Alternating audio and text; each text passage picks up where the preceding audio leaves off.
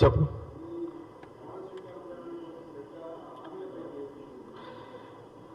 నేనేమంటున్నా అంటే హరీష్ రావు నువ్వు మాట్లాడకయ్యా,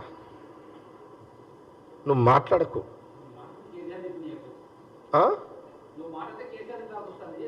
నువ్వు మాట్లాడడం వల్ల కేసీఆర్ తిట్టాల్సి వస్తున్నది. ఎందుకు కేసీఆర్ తిట్టిపిస్తున్నావు కాలిపిల్లి? నువ్వు ఎందుకు కేటీఆర్ తిట్టిపిస్తున్నావు హరీష్ రావు? నువ్వు కాలిపిల్లి లే. హరీష్ రావు తోటి ఏనాడైనా బీఆర్ఎస్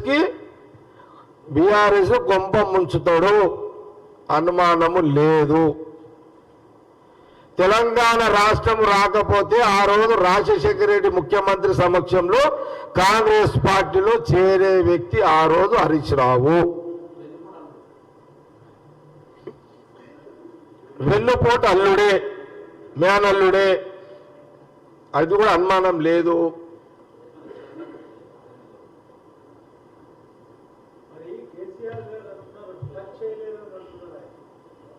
ఇక అయిపోయింది, దాని జవాబు చెప్పేసిన. ఇక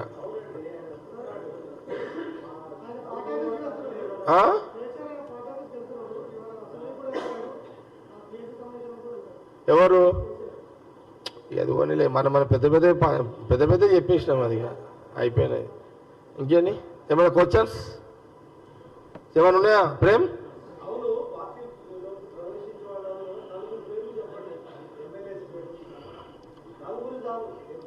డాక్టర్లు హరి మన రిపోర్ట్ ఒకటి అడిగిన ప్రశ్న, 4 పేర్లు చెప్పు అంటున్నాడు. ఈయన నేనేమంటున్నా అంటే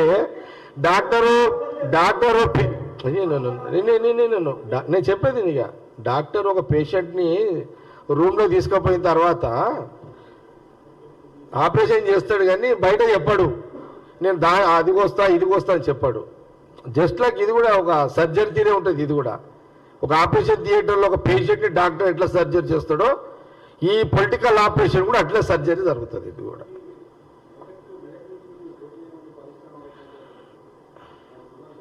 మెదక్ పార్లమెంటుకి సంబంధించి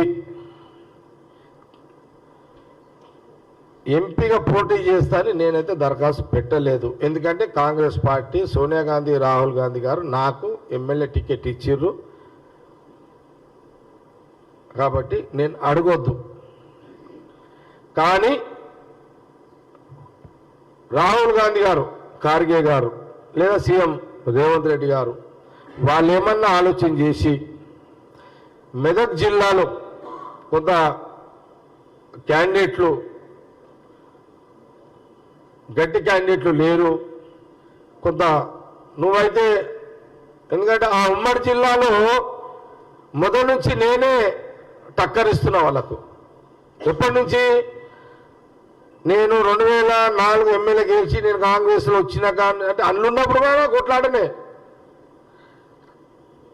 టీఆర్ఎస్లో ఉన్నప్పుడు కూడా నేను అప్పుడు హరీష్ రావుకు నాకు పడకుండా పొలిటికల్గా.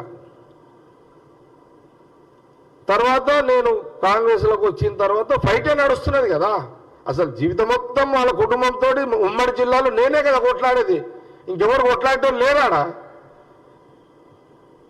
నేనే కొట్లాడుతున్నా ఓపెన్గా. అంత పెద్ద తెలంగాణ మూవ్మెంట్లో ఒక సందర్భంలో కేసీఆర్ గారు సంగారెడ్డి సభకు వస్తున్నాడంటే నేను హైవే మొత్తం ఆపేసిన.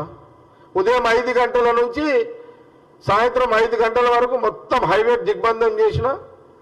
అప్పుడు కిరణ్ కుమార్ రెడ్డి గారు, డి శ్రీనివాసరావు గారు, ఇది మూమెంట్ ఉన్నది, నువ్వంటే తట్టుకుంటున్నావు కానీ మీతో తట్టుకోలేకపోతున్నారు వదులు అంటే, తర్వాత కొంత పోలీసులు వచ్చారు, అరెస్టులు చేసారు. కిరణ్ కుమార్ రెడ్డి సీఎం అప్పుడున్న డిఎస్సీలు చెప్తే వినలేదు, నేను వినకపోతే నన్ను అరెస్ట్ చేశారు. మా గవర్నమెంట్ అయినా అరెస్ట్ చేసి పడేసారు.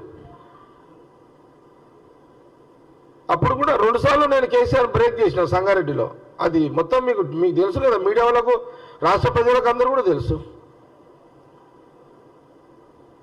ఒకవేళ నిజంగా అటు రాహుల్ గాంధీ గారు, కేసీ గారు లేదా ఖార్గే గారు స్థాయిలో సీఎం రేవంత్ రెడ్డి కానీ మా మిగతా సభ్యులంతా కూడా నిజంగా అక్కడ గట్టిగా పోటీ ఇవ్వాలి. జగ్గారెడ్డి అయితే ఆ ఫ్యామిలీకి, ఎందుకంటే మా 30 ఏళ్ళ బాగారెడ్డి గారు తర్వాత ఇందిరాగాంధీ గారు తర్వాత ఇక టీడీపీ వచ్చింది, తర్వాత బీజేపీ వచ్చింది, ఇక ఉద్యమం పేరు కేసీఆర్ కైవసం చేసుకున్నాడు. కొంత బ్రేక్ వచ్చింది, 30 ఏళ్ళ బ్రేక్ ఉంది. కాబట్టి ఒకవేళ నిజంగా మా వాళ్ళు పార్టీ మా అధిష్టానం కొంత టఫ్ ఉంటుంది, నువ్వు నిలబడు అంటే అప్పుడు నేను ముందుకు వస్తా. కానీ నా తన నేను ముందుకు రాను. అది భావ్యం కాదు, పద్ధతి కాదు.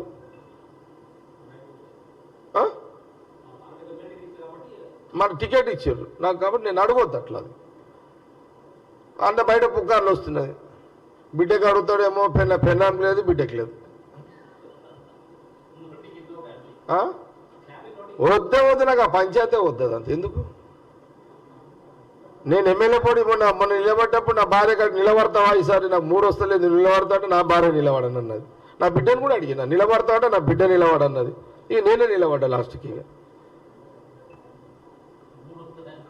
3 అంతే అంతే కదా నాదో. ఓకే, ఇంకా డౌట్స్ అని ఎనీ క్వశ్చన్స్?